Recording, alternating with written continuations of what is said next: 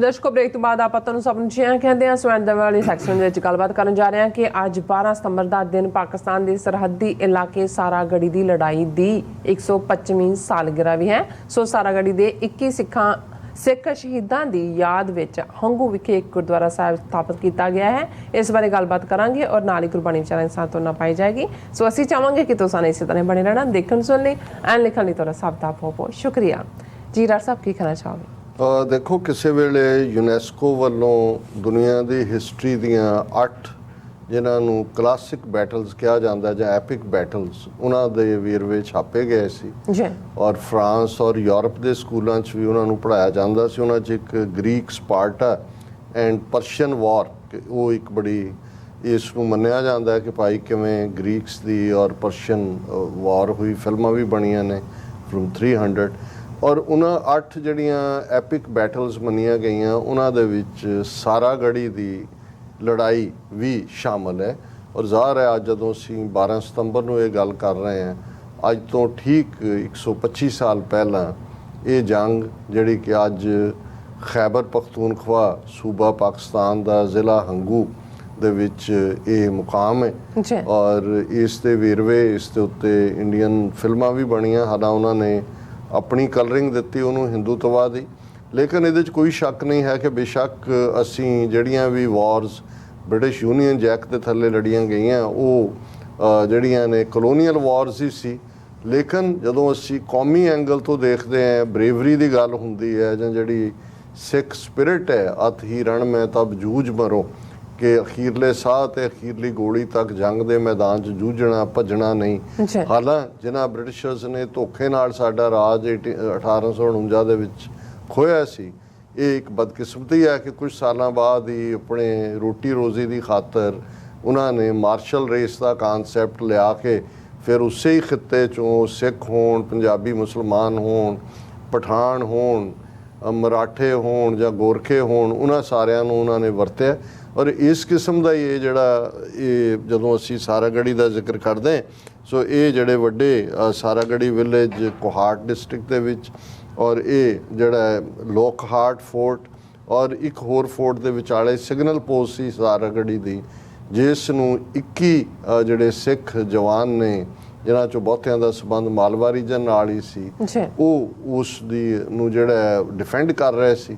ਔਰ ਇਹ ਸਾਰਾ ਕਬਾਇਲੀ ਇਲਾਕਾ ਹੈ, ਅਫਰੀਦੀ ਕਬੀਲੇ ਦੇ ਲੋਕ ਕਾਫੀ ਵੱਡੀ ਗਿਣਤੀ 'ਚ ਨੇ ਔਰ ਉਹ ਫੀਅਰਸਲੀ ਇੰਡੀਪੈਂਡੈਂਟ ਲੋਕ ਨੇ। ਜ਼ਾਹਰ ਹੈ ਕਿ ਇਹ ਸਾਰਾ ਹੀ ਉਹ ਲੋਕਹਾਰਟ ਹੋਏ ਜਾਂ ਸਾਰਾਗੜੀ ਪੋਸਟ ਹੋਏ ਔਰ ਇੱਕ ਕਿਲ੍ਹਾ ਇਹਦੇ ਨਾਲ ਹੋਰ ਜੁੜਿਆ ਹੋਇਆ ਸੀ, ਜਿਹੜੇ ਇਹ ਦੋਨਾਂ ਪਾਸੇ ਅੱਖ ਰੱਖਦੇ ਸੀ ਇਹ ਸਾਰਾਗੜੀ ਵਾਲੇ। ਇਹ ਸਿੱਖ ਰਾਜ ਦੇ ਵੇਲੇ ਜਦੋਂ ਜਮਰੌਦ ਦੇ ਕਿਲ੍ਹੇ ਤੱਕ ਹਦੂਦ ਪੰਜਾਬ ਦੇ ਰਾਜ ਦੀ ਹੁੰਦੀ ਹੈ ਉਦੋਂ ਬਣਾਏ ਗਏ ਸੀ।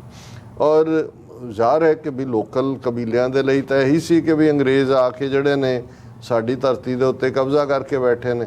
ਸੋ ਇੱਕ ਵੱਡੀ ਗਿਣਤੀ ਦੇ ਵਿੱਚ ਲੋਕਲ ਕਬਾਇਲੀ ਲੋਕ ਜਿਨ੍ਹਾਂ ਦੀ ਗਿਣਤੀ 10,000 ਦੇ ਕਰੀਬ ਦੱਸੀ ਜਾਂਦੀ ਹੈ, ਜਿਹੜਾ ਅਕਾਊਂਟ ਯੂਨੈਸਕੋ ਜਾਂ ਦੂਸਰੇ ਜਿੱਥੇ ਜਿੱਥੇ ਵੀ ਸਾਰਾਗੜੀ ਬੈਟਲ ਅਕਾਊਂਟ ਹੈ, ਉਹਨਾਂ ਨੇ ਆ ਕੇ ਉਸ ਨੂੰ ਘੇਰਿਆ ਔਰ ਉਹ ਜਿਹੜੇ 21 ਦੇ 21 ਸਿੱਖ ਨੇ ਸਵੇਰ ਤੋਂ ਸ਼ਾਮ ਤੱਕ ਚੱਲਦੇ ਆ ਬਹਾਦਰੀ ਦੇ ਨਾਲ ਲੜੇ। ਕੱਲਾ ਜਿਹੜਾ ਉਹ ਉਸਨੇ ਆਪਣਾ ਜਿਹੜਾ ਉਹ ਜੋ ਉਹਦੀ ਓਥ ਸੀ ਕਿ ਭਾਈ ਜੰਗ ਦੇ ਵਿੱਚ ਜੂਝਣਾ ਉਹ ਉਹਨੇ ਨਿਭਾਈ ਔਰ ਅਖੀਰ ਜ਼ਾਹਰ ਹੈ ਕਿ ਵੀ ਉਹ ਸਾਰੇ ਹੀ ਮਾਰੇ ਗਏ। ਔਰ ਬਾਅਦ 'ਚ ਅੰਗਰੇਜ਼ ਇਨਫੋਰਸਮੈਂਟ ਜਾਂ ਦੂਜੀ ਆਈ ਬਾਕੀ ਕਿਲ੍ਹਿਆਂ ਤੋਂ। ਔਰ ਲੇਕਿਨ ਜਿਹੜੀ ਉਹਨਾਂ ਦੀ ਸਪਿਰਿਟ ਸੀ, ਬਹਾਦਰੀ ਸੀ, ਉਸ ਦੀ ਸ਼ਲਾਘਾ ਹੋਈ। ਉਸ ਪੀਰੀਅਡ 'ਚ ਜਿਹੜਾ ਅੰਗਰੇਜ਼ੀ ਅਵਾਰਡ ਵਿਕਟੋਰੀਆ ਕ੍ਰਾਸ ਤਾਂ ਨਹੀਂ ਸੀ ਅਜੇ ਦਿੰਦੇ ਕਿਸੇ ਦੇਸੀ ਨੂੰ, ਜਿਹੜਾ ਵੀ ਆਰਡਰ ਆਫ ਮੈਰਿਟ ਸੀ ਉਹ 21 ਦੇ 21 ਨੂੰ ਦਿੱਤਾ ਗਿਆ ਸੀ। UK the house of Commons, house of Lords ਖਲੋ ਕੇ ਸੈਕੰਡ ਓਵੇਸ਼ਨ ਦਿੱਤੀ ਗਈ ਸੀ। ਔਰ ਇਹਨਾਂ ਸਾਰਾਗੜੀ 'ਚ ਮਾਰੇ ਗਏ ਜਿਹੜੇ 21 ਸਿੱਖਾਂ ਦੀ ਯਾਦ 'ਚ 2-3 ਯਾਦਗਾਰਾਂ ਬਣਾਈਆਂ ਗਈਆਂ। ਉਹਨਾਂ 'ਚ ਫਿਰੋਜ਼ਪੁਰ ਦੇ ਵਿੱਚ ਵੀ ਇੱਕ ਗੁਰਦੁਆਰਾ ਸਾਹਿਬ ਹੈ ਜਿਹੜਾ ਫੌਜ ਵੱਲੋਂ ਹੀ ਬਣਾਇਆ ਗਿਆ ਸੀ ਉਹਨਾਂ ਦੇ ਸ਼ਹੀਦਾਂ ਦੀ ਯਾਦ। ਔਰ ਇਸੇ ਤਰ੍ਹਾਂ ਅੰਮ੍ਰਿਤਸਰ ਫੁਹਾਰਾ ਚੌਂਕ ਜਿਹਨੂੰ ਕਹਿੰਦੇ ਸੀ, ਜਿੱਥੇ ਕਦੇ ਮਲਕਾ ਚੌਂਕ ਕਹਿੰਦੇ ਹੁੰਦੇ ਸੀ ਕਿਉਂਕਿ ਮਲਕਾ ਵਿਕਟੋਰੀਆ ਦਾ ਉੱਥੇ ਬੁੱਤ ਲੱਗਾ ਹੁੰਦਾ ਸੀ।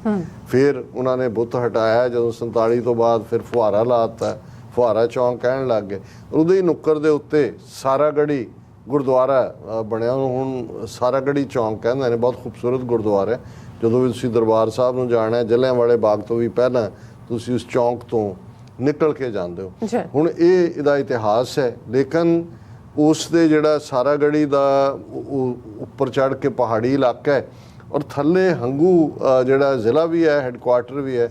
ਉੱਥੇ 10 ਦੇ ਕਰੀਬ ਸਿੱਖ ਪਰਿਵਾਰ ਜਿਹੜੇ ਉਸ ਤੋਂ ਵੀ ਪਹਿਲਾਂ ਤੋਂ ਵਸਦੇ ਸੀ, ਜਾਂ ਜਿਹੜੇ ਫੌਜੀ ਨੇ ਉਸ ਪੀਰੀਅਡ ਦੇ ਵਿੱਚ ਉੱਥੇ ਸੈਟਲ ਹੋਏ। ਸੋ ਔਰ ਕੁਛ ਉਹਦੇ 'ਚ ਈਸਾਈ ਪਰਿਵਾਰ ਵੀ ਨੇ, ਹਿੰਦੂ ਪਰਿਵਾਰ, ਲੋਕਲ ਮੁਸਲਿਮ ਪੋਪੂਲੇਸ਼ਨ ਵੀ। ਸੋ ਉਹ ਇਹ ਸਾਰੇ ਸਮਝਦੇ ਸੀ ਕਿ ਭਾਈ ਜਿੱਥੇ ਅਸੀਂ ਆਪਸ 'ਚ ਭਾਈਚਾਰੇ ਦੇ ਨਾਲ ਰਹੀਏ, ਉਹਨਾਂ ਨੂੰ ਲੋਕਲ ਗੁਰਦੁਆਰਾ ਸਾਹਿਬ ਦੀ ਲੋੜ ਵੀ ਸੀ, ਔਰ ਗੁਰਦੁਆਰਾ ਸਾਹਿਬ ਬਣਾਉਣ ਦੇ ਲਈ ਉਹਨਾਂ ਨੇ ਫਿਰ ਐਫਰਟ ਵੀ ਕੀਤਾ। ਬਾਹਰਲੀਆਂ ਸੰਗਤਾਂ ਨੇ ਮਦਦ ਕੀਤੀ। ਸੰਨੀ ਸਿੰਘ ਜਿਹੜੇ ਉਸ ਗੁਰਦੁਆਰੇ ਦੇ ਨੌਜਵਾਨ ਹੈ, ਔਰ ਮੇਰੇ ਨਾਲ ਫੋਨ ਤੇ ਉਹਨਾਂ ਦੀ ਗੱਲਬਾਤ ਵੀ ਹੋਈ ਜਦੋਂ ਗੁਰਦੁਆਰਾ ਸਾਹਿਬ ਦੀ ਉਸਾਰੀ ਹੋ ਰਹੀ ਸੀ, ਔਰ ਉਹਨਾਂ ਨੇ ਇਹ ਬੜੀ ਸ਼ਰਧਾ ਪਿਆਰ ਦੇ ਨਾਲ ਗੁਰਦੁਆਰਾ ਸਾਹਿਬ ਦੀ ਨੂੰ ਮੁਕੰਮਲ ਵੀ ਕੀਤਾ। ਔਰ 2-3 ਦਿਨ ਪਹਿਲਾਂ ਜਿਹੜਾ ਹੈ ਉਹ ਅਖੰਡ ਪਾਠ ਸਾਹਿਬ ਦਾ ਭੋਗ ਪਿਆ। 5 ਪਿਆਰਿਆਂ ਦੀ ਜਿਹੜੀ ਹੈ ਛਤਰ ਛਾਇਆ ਥੱਲੇ ਗੁਰੂ ਗ੍ਰੰਥ ਸਾਹਿਬ ਸਥਾਪਿਤ ਕੀਤੇ ਗਏ। ਦਰਸ਼ਕ ਪਿਕਚਰ ਵੀ ਦੇਖ ਸਕਦੇ ਨੇ। ਅੱਜ ਦੇ ਈਵਨ ਅਜੀਤ ਜਲੰਧਰ ਦੇ ਵਿੱਚ ਵੀ ਮੁੱਖ ਖਬਰ ਹੈ ਕਿ ਪਾਕਿਸਤਾਨ ਦੇ ਹੰਗੂ 'ਚ ਸਾਰਾਗੜੀ ਦੇ ਸ਼ਹੀਦਾਂ ਦੀ ਯਾਦ 'ਚ ਗੁਰਦੁਆਰਾ ਸਥਾਪਿਤ, ਔਰ ਉੱਥੇ ਸਥਾਨਕ ਹਿੰਦੂ, ਸਿੱਖ, ਈਸਾਈ, ਮੁਸਲਮਾਨ ਭਾਈਚਾਰੇ ਵੱਲੋਂ ਜਿਹੜਾ ਇਸ ਦਿਨ ਨੂੰ ਯਾਦ ਕੀਤਾ ਗਿਆ, ਔਰ ਧਾਰਮਿਕ ਸਮਾਗਮ। ਔਰ ਉਹਨਾਂ ਨੇ ਫੋਨ ਦੇ ਉੱਤੇ ਦੱਸਿਆ ਕਿ ਪਹਿਲੀ ਵਾਰ ਹੰਗੂ 'ਚ ਸ਼ਹੀਦਾਂ ਦੀ ਯਾਦ 'ਚ ਗੁਰਦੁਆਰਾ ਸਥਾਪਿਤ ਕਰਕੇ ਕਿਲ੍ਹਾ ਸਾਰਾਗੜੀ ਦੇ ਸ਼ਹੀਦਾਂ ਦੀ ਯਾਦ 'ਚ ਅਖੰਡ ਪਾਠ ਦੀ ਆਰੰਭਤਾ ਕੀਤੀ ਗਈ ਹੈ। ਔਰ ਉਹਦੇ 'ਚ ਖਾਸ ਤੌਰ 'ਤੇ ਸਰ ਹਰਪ੍ਰੀਤ ਸਿੰਘ ਸੰਧੂ ਜਿਹੜੇ ਨੇ ਅਮਰੀਕਾ ਤੋਂ, ਉਹ ਵੀ ਉੱਥੇ ਪਹੁੰਚੇ ਹੋਏ ਨੇ। ਔਰ ਇਹ ਜਿਹੜਾ ਇਲਾਕੇ ਦੇ ਲੋਕਾਂ ਨੇ ਜਿਵੇਂ ਇੱਕ ਦੂਜੇ ਦੇ ਨਾਲ ਪਿਆਰ ਦਾ ਇਜ਼ਹਾਰ ਕੀਤਾ।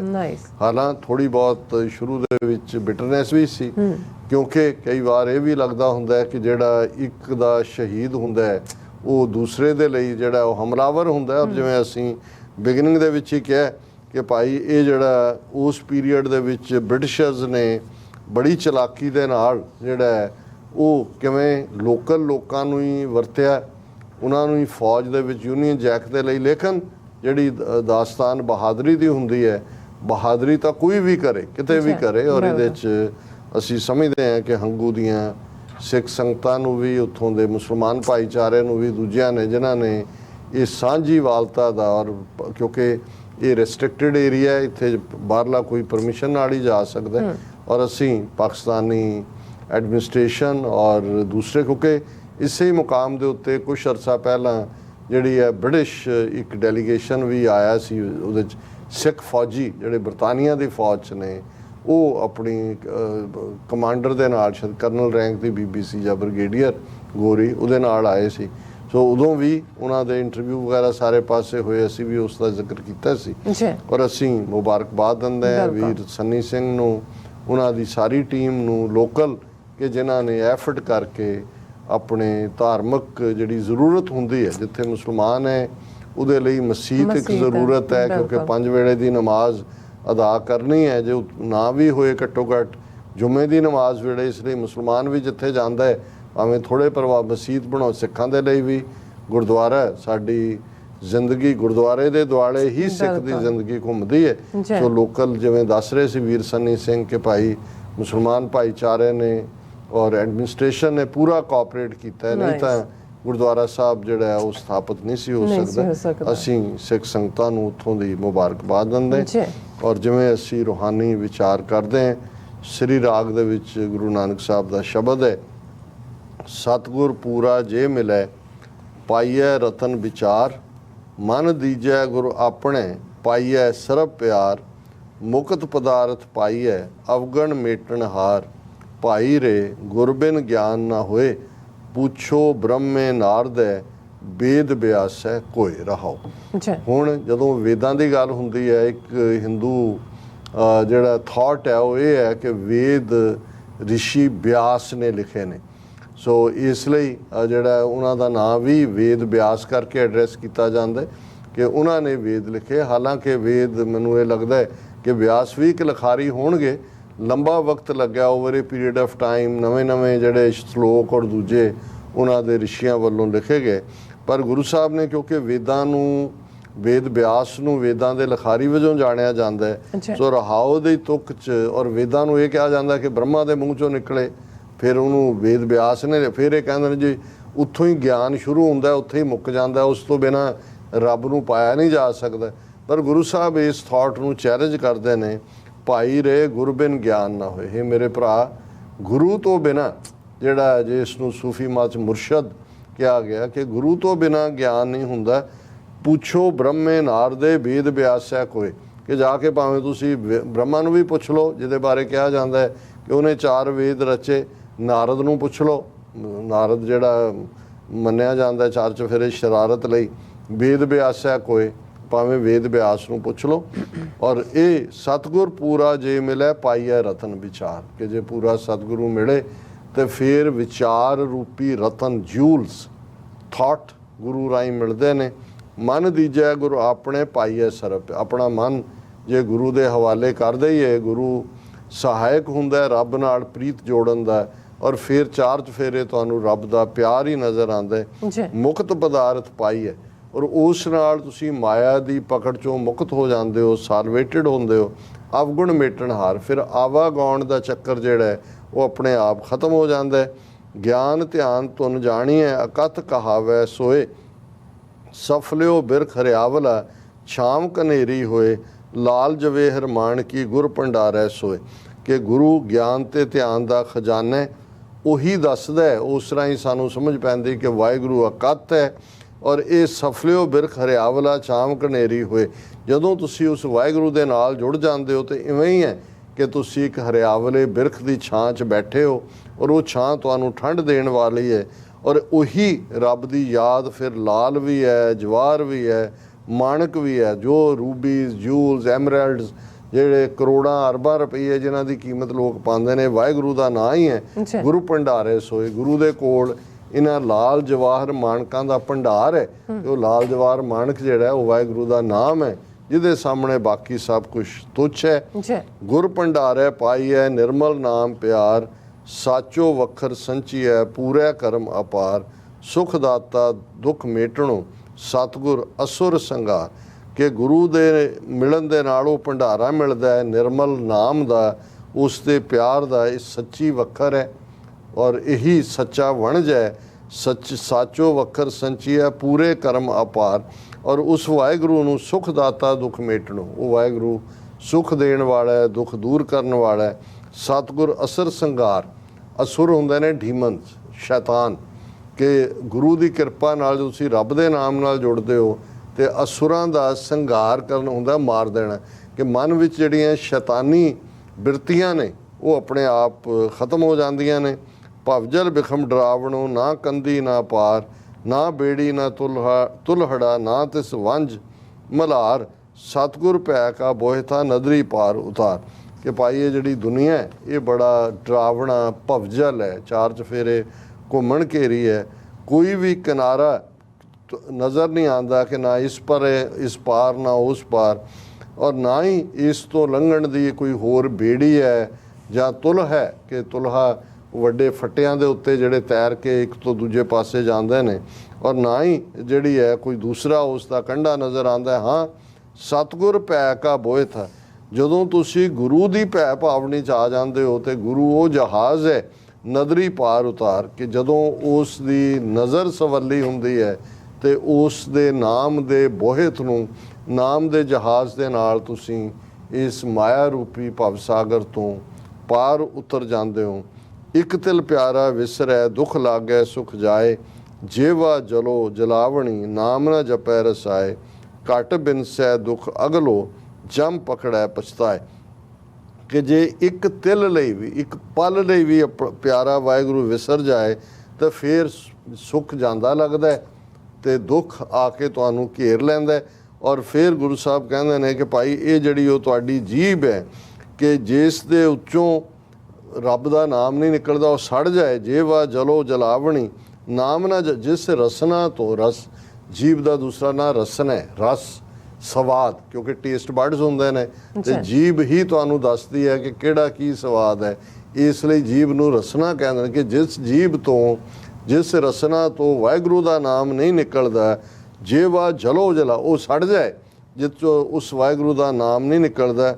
ਔਰ ਇਸ ਗੱਲ ਦਾ ਧਿਆਨ ਰਹੇ ਕਿ ਜੇ ਵਾਹਿਗੁਰੂ ਦੀ ਯਾਦ ਨਹੀਂ ਹੈ, ਘਟ ਬਿਨਸੈ ਦੁੱਖ ਅਗਲੋ ਜਮ ਪਕੜੈ ਪਛਤਾਏ, ਫਿਰ ਇਹ ਜਿਹੜਾ ਸਰੀਰ ਰੂਪੀ ਘੜਾ ਹੈ ਇਸ ਨੇ ਬਿਨਸ ਜਾਣਾ, ਤੇ ਫਿਰ ਮੌਤ ਦੇ ਫਰਿਸ਼ਤੇ ਨੇ ਆ ਕੇ ਤੁਹਾਡੇ ਨਾਲ ਜੋ ਕੁਝ ਕਰਨਾ ਹੈ ਉਹ ਫਿਰ ਤੁਹਾਨੂੰ ਉਦੋਂ ਯਾਦ ਆਏਗਾ ਕਿ ਭਾਈ ਅਸੀਂ ਜ਼ਿੰਦਗੀ ਐਆਸ਼ੀ ਦੇ ਵਿੱਚ ਗੁਜ਼ਾਰੀ, ਰੱਬ ਦੀ ਯਾਦ ਦੇ ਵਿੱਚ ਨਹੀਂ ਗੁਜ਼ਾਰੀ। ਔਰ ਮੌਤ ਅਲਟੀਮੇਟਲੀ ਤੁਹਾਡੇ ਇਸ ਘਟ ਦਾ ਘੜੇ ਦਾ ਐਂਡ ਕਰੇਗੀ। ਮੇਰੀ ਮੇਰੀ ਕਰ ਗਏ ਤਨ ਤਨ ਕਲਤ ਨ ਸਾਥ, ਬਿਨ ਨਾਮੈ ਤਨ ਬਾਦ ਹੈ, ਭੂਲੋ ਮਾਰਗ ਆਤ, ਸਾਚੋ ਸਾਹਿਬ ਸੇਵੀ ਹੈ, ਗੁਰਮੁਖ ਅਕਤ ਔਕਾਤ। ਕਿ ਜਿਹੜੇ ਵੀ ਦੁਨੀਆ ਦੇ ਵਿੱਚ ਰੱਬ ਨਾਲ ਨਹੀਂ ਜੁੜੇ ਉਹ ਮੇਰੀ ਮੇਰੀ ਕਰਦੇ ਚਲੇ ਗਏ, ਧਨ ਕਮਾਇਆ, ਤਨ ਦੀ ਐਆਸ਼ੀ ਕੀਤੀ, ਪਰ ਇਹਨਾਂ 'ਚੋਂ ਕੁਝ ਵੀ ਨਾਲ ਨਹੀਂ ਗਿਆ। ਔਰ ਬਿਨਾਂ ਰੱਬ ਦੇ ਨਾਮ ਦੀ ਯਾਦ ਦੇ ਜਿਹੜਾ ਉਹ ਬਾਕੀ ਸਾਰਾ ਭੂਲੋ ਮਾਰਗ, ਇਹ ਰਸਤੇ ਤੋਂ ਖੁੰਝਣਾ ਹੈ, ਰਸਤੇ ਤੋਂ ਭੁੱਲਣਾ ਹੈ, ਗੁੰਮਰਾਹ ਹੋਣਾ ਹੈ। ਸਾਚੋ ਸਾਹਿਬ ਸੇਵੀਏ ਗੁਰਮੁਖ ਅਕਥੋ ਕਾਥ, ਕਿ ਹਮੇਸ਼ਾ ਉਸ ਸੱਚੇ ਸਾਹਿਬ ਨੂੰ ਸੇਵੋ, ਉਹ ਹੀ ਗੁਰਮੁਖ ਬਣਦਾ ਹੈ ਜਿਹੜਾ ਸੱਚੇ ਸਾਹਿਬ ਦੀ ਸੇਵਾ ਦੇ ਵਿੱਚ ਲੱਗਦਾ ਹੈ। ਔਰ ਇਹੀ ਜਿਹੜਾ ਕਿਉਂਕਿ ਉਹ ਵਾਹਿਗੁਰੂ ਅਕਥੋ ਕਾਥ, ਕਿ ਜਿਸ ਨੂੰ ਕਥਿਆ ਨਹੀਂ ਜਾ ਸਕਦਾ, ਕਥਨੀ ਤੋਂ ਬਾਹਰ ਹੈ, ਤੁਹਾਡੇ ਲਫ਼ਜ਼ਾਂ ਦੇ ਬਿਆਨ ਤੋਂ ਉਹ ਬਾਹਰ ਹੈ। ਆਵੈ ਜਾਏ ਭੁਆਈ ਹੈ, ਪਈ ਹੈ ਕਿਰਤ ਕਮਾਏ, ਪੂਰਬ ਲਿਖਿਆ ਕਿਉਂ ਮੇਟੀ ਹੈ, ਲਿਖਿਆ ਲੇਖ ਰਜਾਏ, ਬਿਨ ਹਰ ਨਾਮ ਨਾ ਛੁੱਟੀ ਹੈ, ਗੁਰਮਤ ਮਿਲੈ ਮਿਲਾਏ। ਕਿ ਜੇ ਉਸ ਵਾਹਿਗੁਰੂ ਦੇ ਨਾਲ ਅਸੀਂ ਨਹੀਂ ਜੁੜਦੇ ਤੇ ਆਵਾ ਗਾਉਣ ਦੇ ਵਿੱਚ ਭਟਕਦੇ ਰਹਿੰਦੇ ਹਾਂ, ਫਿਰ ਉਹੀ ਸਜ਼ਾ ਮਿਲਦੀ ਹੈ ਜਿਹੜੀ ਕਿ ਸਾਨੂੰ ਪੂਰਬ ਲਿਖਿਆ ਕਿਉਂ ਮੇਟੀ ਹੈ, ਲਿਖਿਆ ਲੇਖ ਰਜਾਏ। ਫਿਰ ਇਵੇਂ ਹੀ ਹੁੰਦਾ ਕਿ ਭਾਈ ਸਾਡੇ ਕਰਮਾਂ 'ਚ ਹੀ ਨਹੀਂ ਹੈ, ਅਸੀਂ ਉਸ ਦੇ ਹੱਕਦਾਰ ਹੀ ਨਹੀਂ ਹੈ।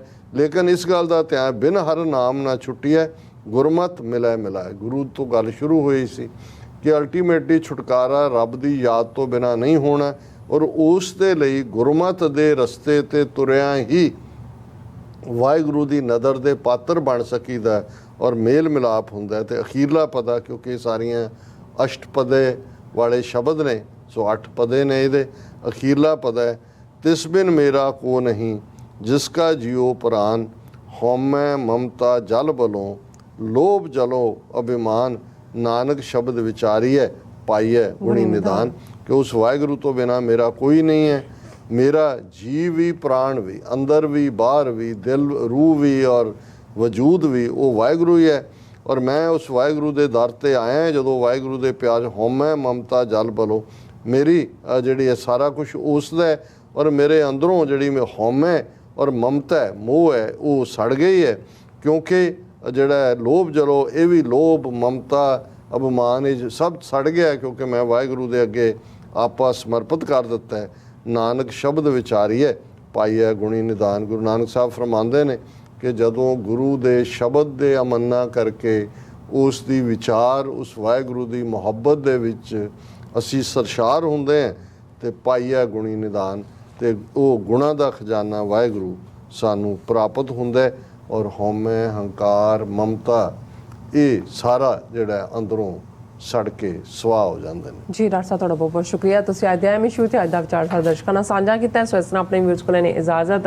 ਵਿਊਅਰਸ, ਸਾਡੇ ਪ੍ਰੋਗਰਾਮ ਦਾ ਸਮਾਂ ਇੱਥੇ ਸਮਾਪਤ ਹੁੰਦਾ। ਤੁਸੀਂ ਆਪਣੀ ਰਾਏ ਤੇ ਸੁਝਾਅ ਸਾਨੂੰ ਭੇਜਣਾ ਭੁੱਲਣਾ ਸਾਡੇ ਇਸ ਪਤੇ ਤੇ sos@tv84.tv ਤੇ ਅਸੀਂ ਆਪਣਾ ਪ੍ਰੋਗਰਾਮ ਲੈ ਕੇ ਫਿਰ ਦੁਬਾਰਾ ਤੁਹਾਡੇ ਰੂਬਰੂ ਹੋਵਾਂਗੇ। ਤਦ ਤੱਕ ਲਈ ਮੈਨੂੰ ਤੇ ਆਪਣਾ ਸੁਣਾ ਗਿਆ ਦੋ ਦੇਖਦੇ ਰਹੋ TV84। ਬੁਲਾ ਦਿਓ ਫਤਿਹ।